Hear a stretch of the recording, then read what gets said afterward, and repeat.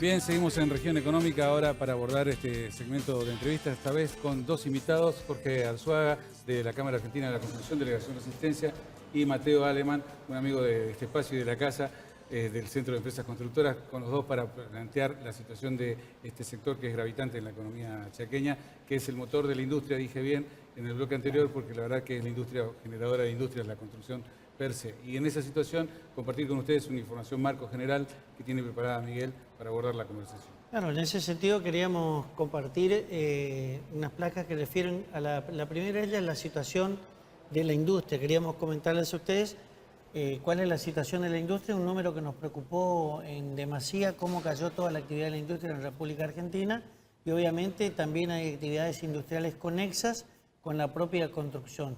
Y si nosotros podemos ver, estamos ya en el 5º mes consecutivo de caída libre, que nos está indicando cuál es la situación que la que vamos a cerrar el año 2018. En octubre también acumuló un 3,5%. Así es, otra caída más. Y si miramos en la parte de la construcción, la siguiente placa, nosotros vemos que queríamos mencionarle la última caída importante que fue en el mes de agosto, el 4,2% en la actividad de la construcción de toda la República Argentina, con el impacto obviamente que podemos observar en la otra placa, que refiere a la situación de la pérdida de empleos, también ahí lo quisimos mostrar, donde hubo una caída de 2,8% aproximadamente de empleo. Es decir, tuvimos un pico positivo en el último trimestre, pero después caímos en forma abrupta. Y yo creo que es una situación que a ustedes les preocupa y una situación que sabemos que lo están siguiendo, sobre todo porque lo hemos comentado acá en el programa, de las nuevas obras, la redeterminación de precios y algo que a ustedes les está preocupando y obviamente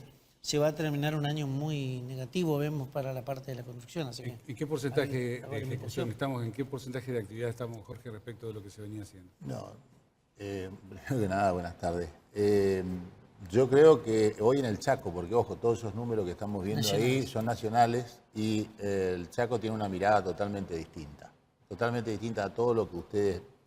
Cuando ahí vos ves una caída del empleo que apenas se dibuja sobre la curva, nosotros acá en el año 2015, septiembre del 2015, por más que a más de uno le moleste la fecha, ¿no es cierto?, estábamos tratando de llegar a los 15.000 puestos de trabajo, estábamos en 14.000 y pico, tratando de llegar a los 15.000. Registrados. Y hoy, registrados, estamos hablando de registrados, y hoy no podés llegar a los 3.000.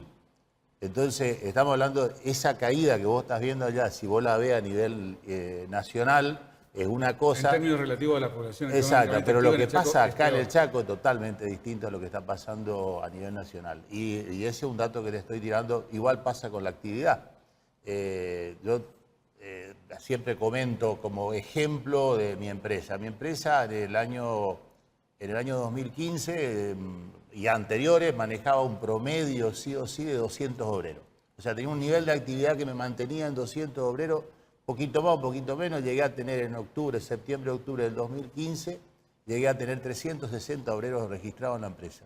Hoy no llego a 6, hoy. Y con posibilidad de que el año que viene tenga menos. ¿Por qué? Por lo que veo en el presupuesto nacional. ¿Entendés? Si eso no te da una idea de lo que está pasando... De las negociaciones y las conversaciones que tienen ustedes, porque ha caído el empleo, Mateo, pero también han desaparecido empresas, ¿verdad? Sí, lastimosamente es así.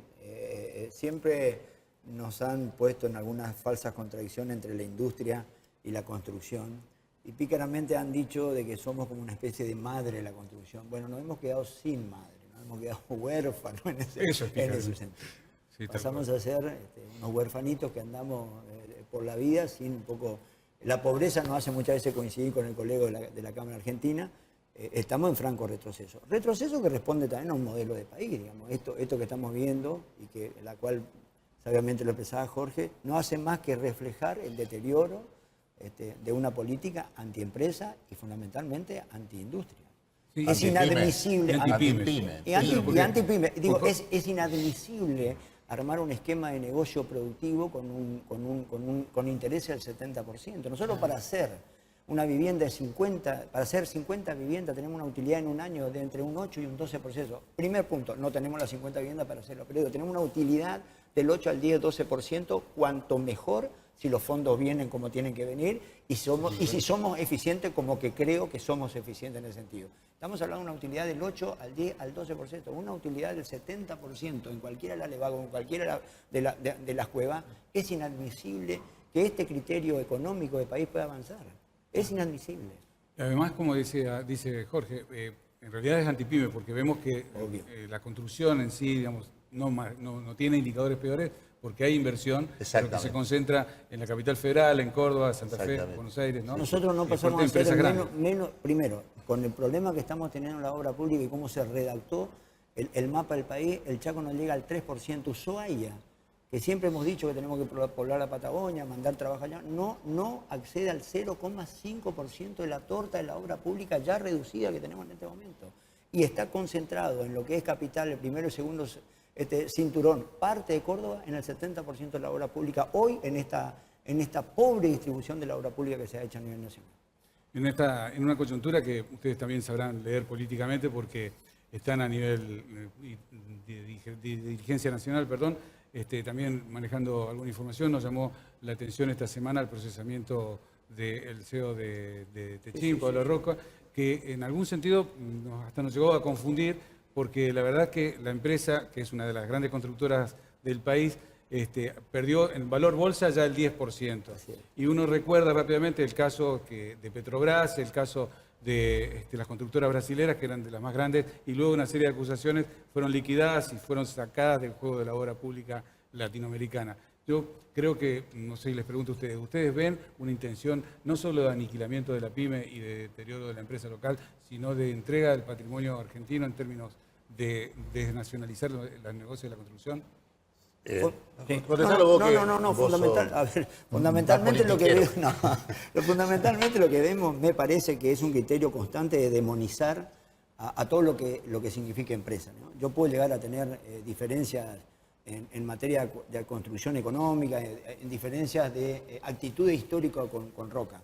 Lo que no puedo negar es que es un polo productivo en la construcción importante. Me parece que hay una exageración en demonizar constantemente al empresariado nacional, a las empresas grandes, medianas, chicas. A nosotros nos compete desde nuestra posición, que son las pequeñas y medianas empresas, en la cual entramos todos, porque es muy difícil para la gente, para la sociedad, decir, bueno, quién es bueno y quién es malo. Lastimosamente, estamos todos entrando en esa disputa. Fíjate vos, que con el tema de los 5.000 pesos, que hoy el gobierno nos hace pagando una pacificación que no la pueden contener. Entonces nos hacen pagar 5.000 por un lado y por el otro lado genera este tipo de tasa de intereses apagando el incendio con nafta. Y a nosotros nos hacen ir a poner 5.000 pesos para tratar de ver de qué manera pasamos la fiesta. Entonces la verdad que es una política siempre, la política altero, ¿no? De que vamos por un lado, vamos por el otro, pero el conflicto sigue siendo lo mismo. ¿Cómo se discute ese tema de la distribución federal de la inversión en la Cámara de la Construcción? Ahí no hay discusión. Quedó evidenciado con todo esto que ocurrió, ¿no es cierto?, en el país, con el tema te hago cuaderno y con eso medio te resumo todo, que evidentemente la Cámara estaba manejada por una camarita, como le llamaron ellos mismos, dentro de la misma Cámara, que generó toda esa distribución, como decís vos.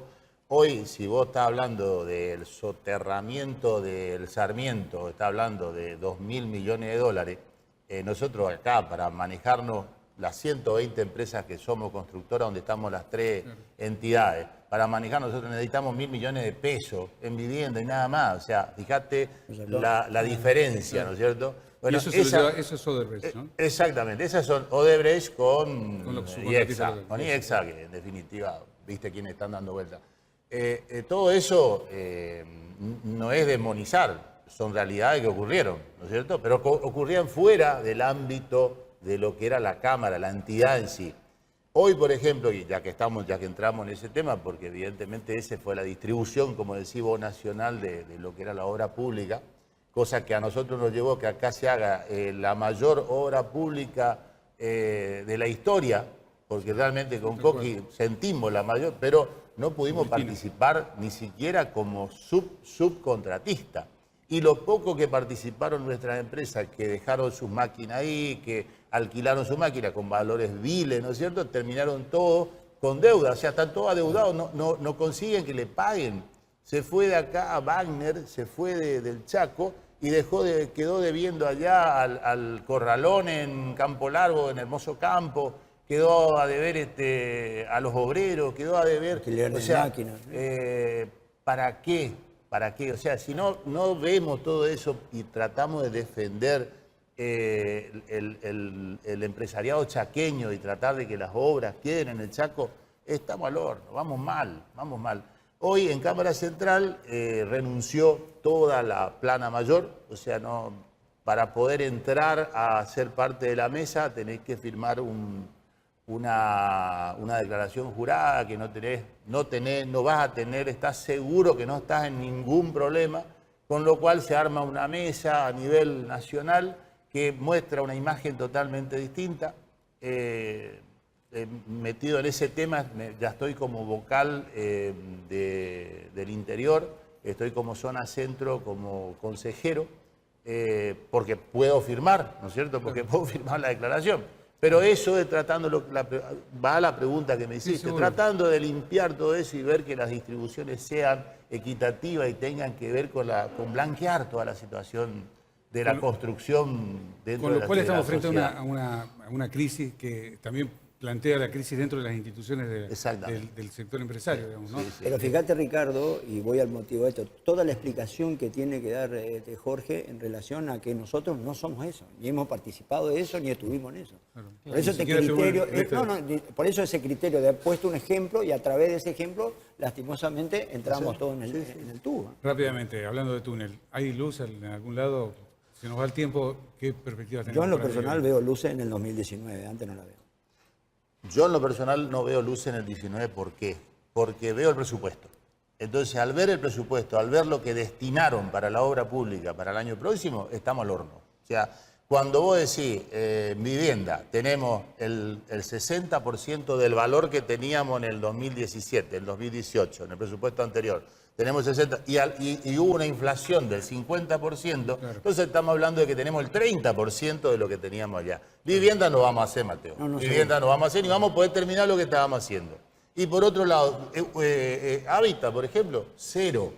Presupuesto cero. Escuela, el presupuesto es la mitad de lo que estaba previsto en el 2018. De la mitad otra vez estamos hablando de un 25%. Entonces, ¿cómo querés que yo vea panorama? Dice que vengamos y le reclamemos a la provincia y a los municipios para poder trabajar. La provincia no sabe qué hacer para poder salvar todos los problemas sociales que tenemos. Está claro que la luz que ve Mateo es política. Sí, ¿no? obviamente. Tiene que ver con las elecciones. Y esa luz es la que está encendiéndose en amarillo y en rojo en los mercados, que ahora dicen que sube el riesgo país porque va a volver Cristina. Obvio. Ese es porque se va a terminar este modelo. Es una discusión muy fuerte. La economía, ustedes saben mejor que yo, que siempre se genera de la expectativa. Y las expectativas, la verdad, que están puestas en el 2019, no con el presupuesto, obviamente, que coincido plenamente con Jorge, que no tan solo la obra pública, el Chaco y la región no existen en ese esquema. Sí planteo, la construcción donde el empresariado tiene que tener activa participación. A lo mejor no tener un enfoque estratégico en la cuestión, pero sí una plena participación. Es hora